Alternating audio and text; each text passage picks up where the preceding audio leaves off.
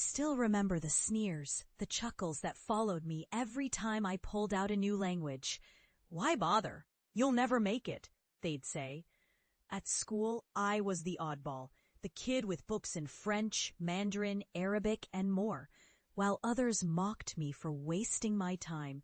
I felt the weight of their laughter, like a weight pressing down on my chest, making me doubt every step I took. But deep inside, I refused to give up. I knew these languages weren't just words. They were bridges, keys to understanding worlds beyond my own. I spent sleepless nights practicing, making countless mistakes, facing rejection and frustration.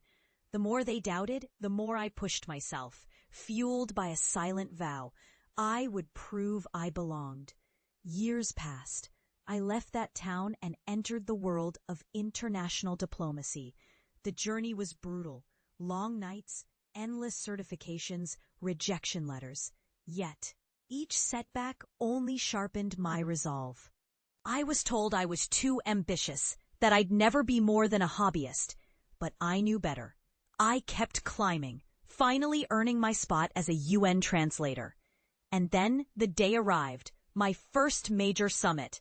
It was a room filled with world leaders, diplomats, and the weight of history on our shoulders. I took my seat, heart pounding like a drum. When the moment came, I was called to interpret during a heated debate on refugee rights.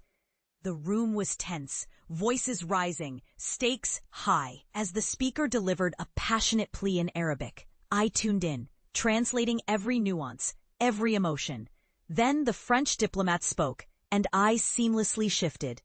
My voice carried their hopes and fears across languages, bridging gaps that seemed insurmountable. I felt the eyes of the room on me, but I focused, letting my years of practice fill my words. When the session ended, world leaders approached, some with nods, others with surprised smiles. I caught a glimpse of the chairwoman. Her eyes softened as she whispered, "You've given voice to so many stories today." I felt a surge of pride.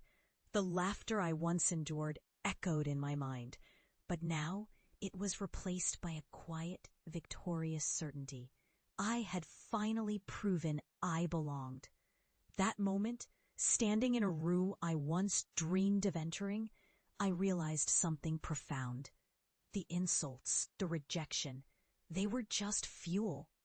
Every laugh, every doubt had only sharpened my resolve. I had transformed my pain into purpose, and in that room, I was no longer the outsider.